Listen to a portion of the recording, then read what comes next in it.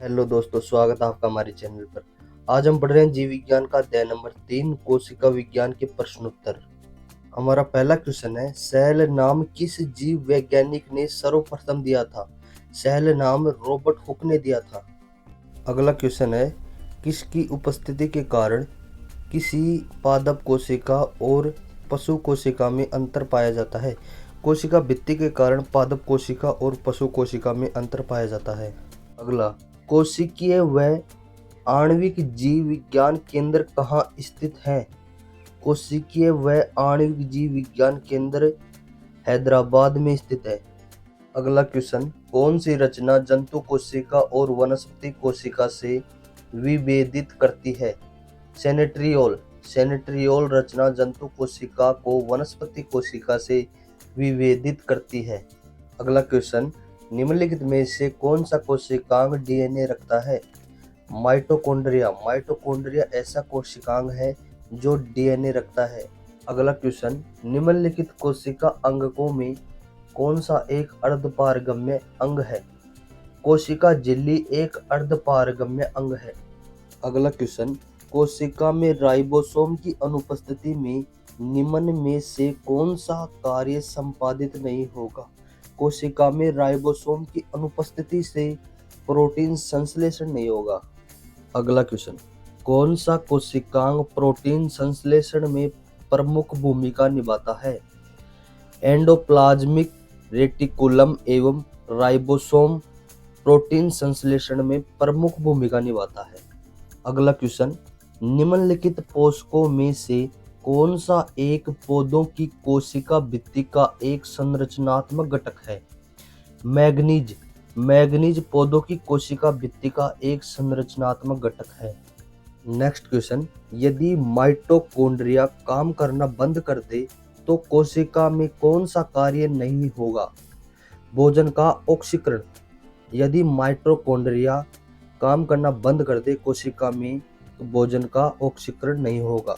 अगला question, programmed cell death का कोशिकीय एवं आणविक नियंत्रण क्या कहलाता है? एंजिंग।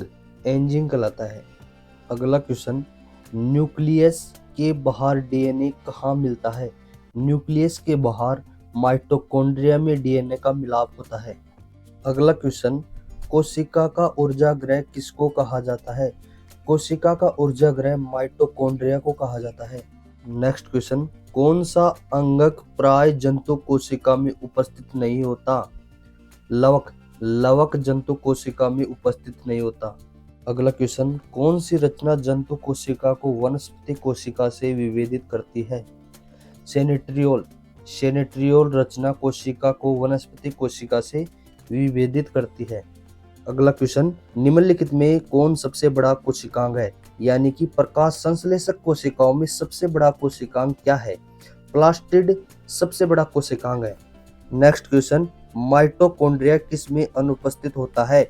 जीवाणुओं में माइटोकॉन्ड्रिया नहीं पाया जाता। अगला क्वेश्चन, कोशिका में प्रोटीन संश्लेषण कहाँ होता है? कोशिका में प्रोटीन का संश्लेषण राइबोसोम में होता है। अगला क्वेश्चन, जीवद्रव्य शब्द का प्रयोग सर्वप्रथम किसने किया था? जीवद्रव्य शब्द का प्रयोग सर्वप्रथम पुरकिंजे ने किया था। अगला क्वेश्चन, कौन सा कोशिकांग केवल पादप कोशिकाओं में पाया जाता है? कोशिका भित्ति, लवक, रिक्तिकाएं, यानी कि सभी कोशिकांग कोशिकाओं में पाए जाते हैं। अगला क्वेश्चन है, जीवद्रव्य जीवन का भौतिक आधार है, यह किसका कथन है? हक्सले। हक्सले ने यह कथन बताया है कि जीवद्रव्य जीवन का भौतिक आधार है।